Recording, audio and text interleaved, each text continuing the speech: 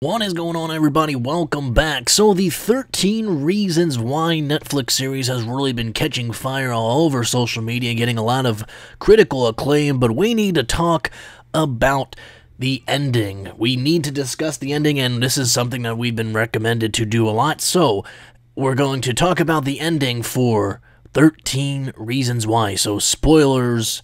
Gotta see that 3 times, or else people get mad.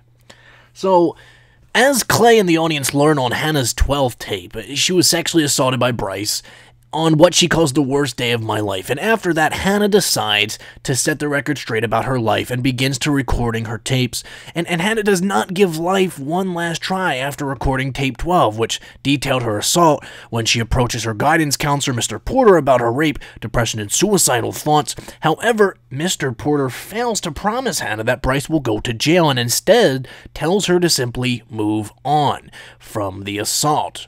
Not good. A hopeless Hannah then proceeds to kill herself that afternoon, but while the book leaves the fallout from the assault at that, the show takes this storyline and turns it into the driving narrative of the show's final episodes, and after Clay learns that Bryce raped both Hannah and Jessica, he becomes consumed with a need to make Bryce pay, and develops a plan. Rather than pass the tapes to Bryce, who is next on the list, Clay secretly records Bryce confessing raping Hannah and adds it as the 14th tape in Hannah's collection before giving the tapes to Mr. Porter. Now in the counselor's office, Clay badgers Mr. Porter about how he mishandled the situation when Hannah came to him after the assault and insists that it's now up to Mr. Porter to decide what to do with the tapes, which contain more than enough evidence for an arrest warrant for Bryce. Clay pleads that everybody failed Hannah, but this is a way to make things right. And up until that moment, 13 Reasons Why does an excellent job of exploring the nuance and often contradictory reasons that resulted in Hannah's death. And while getting justice for Hannah is obviously part of what drives Clay's obsession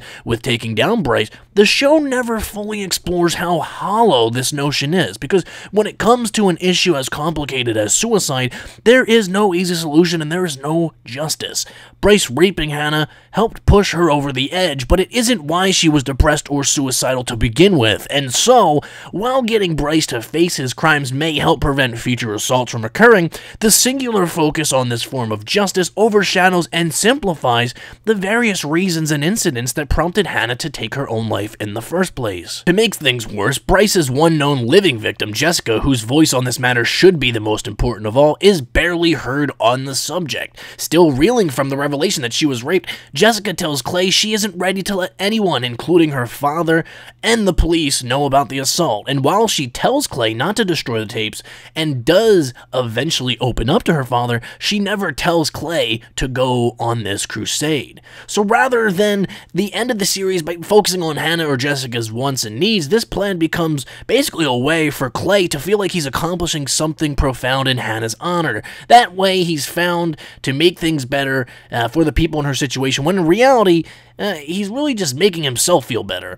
And not all rape victims are suicidal, not all suicide victims were raped. Presenting the idea that Bryce taking responsibility for being a rapist is a potential way to get closure or justice for the tragedy of Hannah's death. It's a false equivalence that runs counterintuitive to the series' whole message, which is that the reasons someone commits suicide are complicated, varied, and often hard to understand from an outside perspective. But it is clear that the writers definitely wanted to leave the viewers with a small sense of hope. Mr. Porter, seemingly ready to take responsibility for his own failures with Hannah, will likely bring the tapes to the authorities, and Hannah's parents, having received the tapes from Tony, will finally get answers about why their daughter ended her own life. And Clay, Sky, Tony, and Brad literally drive off into the horizon together, unburdened by the weight of Hannah's secrets. But while the idea of Bryce having to face what he did to Hannah and Jessica in court is a comforting thought, it also felt like a contrived attempt to give the season a clear and certain conclusion that veers precautiously but towards the realms of a happy ending, or as well as a happy ending that you could have in a story about teenage suicide. Fortunately, though, the writers were savvy enough to complicate this ending by including the understated reveal that Alex is now in critical condition after attempting suicide, and while Clay's decision to reach out to Sky in the finale is influenced by him recognizing the signs of depression and wanting to help her avoid to a similar fate as Hannah's, Alex's reminder that it is not that simple, and even knowing the signs, even ones that are blatant and clear upon Alex's reflection, you still can never truly know what is going on in someone else's mind. And by showing small signs of Alex's own downward spiral, while viewers and Clay were distracted by untangling Hannah's 13 Reasons Why, suddenly emphasized how easy it is to miss what's going on right in front of you.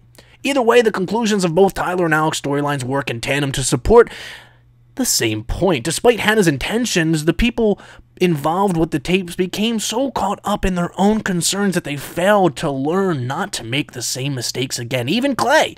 I mean, this is the guy's good guy. He's the hero. He's the show's hero, and he clearly thinks he's learned when he's reached out to Sky. The show's good guy, who clearly thinks he learned when he reaches out to Sky, was the one who sent a nude photo of Tyler around the entire school, proving that his involved state of mind remains selective in its ultratism. And so, while 13 Reasons Why doesn't exactly demonstrate perfect grace or artistry in transforming the conclusion of Hannah's self-told story into a hook brand, it does remind viewers that this show is all about sometimes the littlest action can have the biggest consequences, for better or worse, and when it comes to issues like suicide and sexual assault, there are no shortcuts to closure. 13 Reasons Why is available on Netflix, and I really hope you guys check that out.